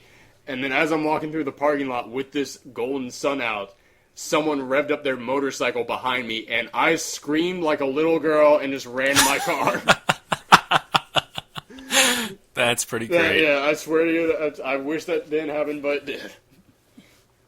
But yeah, I'd also really love to see, like I said earlier, I'd love to see the Creature from the Black Lagoon get a resurgence. I want to see someone try and retackle that. Yeah. Anything you can think of? Well, I did like the original Halloween. Oh, the original Halloween? Yeah. Yes. So you'd like to see someone try and, Well, the thing is, like, Reboot Rod it? Zombie already did try and do Yeah. a remake, and it's like, it took away everything. It's like, it I think gave Michael Myers a backstory. It's like, no, that was what made the first Halloween so scary. It's like, you just see this kid covered in blood, and you just never understand why he did what he did, and that's... Also, I think Rob Zombie's directorial style is he grabs a bucket full of mud and throws it on everything. It's... Not everything has to be dirty, man. But yeah, I'd love to see someone salvage that. Try and polish the mud off of that Rob Zombie turd. But yeah, so... What horror movie do you guys think had the best soundtrack? Because when I was trying to pick out music to put into last week's episode, I was realizing there's a lot of good options out there. I always did I like mean, the you got- Halloween theme, but it's Yeah. a classic. It is. And I really like the Exorcist theme. I gotta come down on the Exorcist side on this one. I like the Halloween theme one too, but the Exorcist one, that one when I'm walking through an area, through like a neighborhood, and there's nobody else around, and it's in October, and you've got that crisp breeze going, and that slightly cool air, and you see all the leaves changing, and it's like just at dawn. It's just at dusk, and there's no one else around. That's always the music that starts playing in my head. That just hits me at all times. But yeah, all right, so cool. Exorcist and Halloween, yeah, probably both the best horror movie theme songs. All right, well, this turned into a good discussion. Man, I feel full after this. I feel like I have gotten everything out that I wanted to say about Halloween. I feel totally in the mood. I feel content about now. That's awesome. Yay. Yeah. Any final thoughts you guys want to Yay. get out? Go see Paranormal Activity 3. Yeah, I'm now. going to do it as soon as I get back from dinner tonight. But all right. Thank you, Mike, for being on again. Yeah, thank you. Thank you, Michelle. No problem. All right, this was a nice little cleanup crew that we had here. The party is all done now. All right, everybody, head on home. All right. Have a happy Halloween. Happy Halloween! Yes. Oh fuck, I know I forgot something.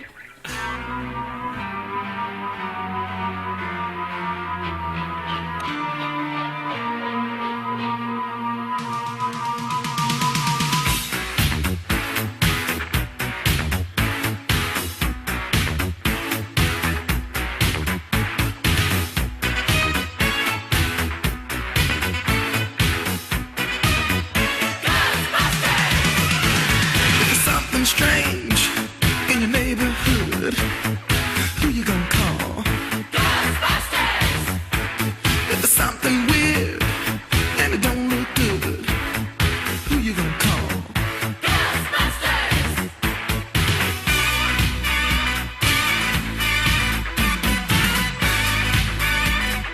I ain't afraid of no ghosts.